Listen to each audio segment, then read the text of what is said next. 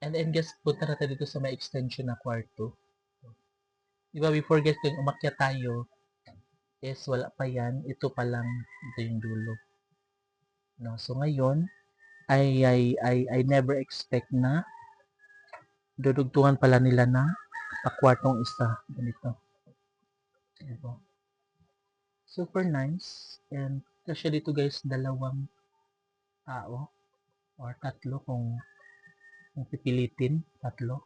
Kasi pag dalawa guys, maluag-luag pa siya. So, tatlo is very perfect. Fit na fit, no? So, ayun, may matutulugan na yung mga pamangkin ko guys. So, pag pumunta yung mag-asawa dito, di sila dito or bata. Kung dito ba sa may hawanan or dito sa may kwarto. Sila na bahala. Yan ang ginagay kasi malamig. Kasi lang siguro baka maraming lamok dito pag gabi, no? Pero less worry kasi meron namang mosquito net. Yeah. Mosquito net. Yeah. Yeah. Yung magamit na guys din, organized naman siya. So, pwede sila dito matulog. Ay, dito na nga sila natulog guys. Mga ano na. Wala pang isang linggo. Mga 3 to 4 days naman siguro. So, ayan. May babintana na rin si Manoy. And yeah, very mahusay. Tapos may unggoy pa dito. Hi, monkey. Ang ganda. So, I'm happy for them kasi may bahay sila. And yung return po guys ng permanent housing na sa baba is maybe next month. So, ito, magagamit naman to nila guys. But pag hindi ito pinapasira ng ano ba, ng kapitan, pag hindi ito pinapasira, hindi na tatanggalin nila.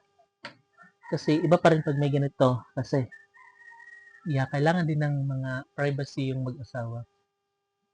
So, mga bata doon, and sila dito, okay na, fight na. Sobrang happy, maganda. And, oh my God. Yeah, nakakatuwa. So, ito yung, galing ako dyan sa hagdan. Yan, bumaba ako dito. And may pamisa na rin si Manoy. Meron na siyang mesa. So, pwede na silang kumain dito. Although, hindi pagod yan kaayos. Pero, fight na. Sa mga kontentong tao katulad ko, fight na to. And, diba? Perfect. And masarap dito guys magmuni-muni. Mag-isip-isip. Mangarap. Diba? Perfect. So, ganito guys, okay na. Meron ka ng abuhan.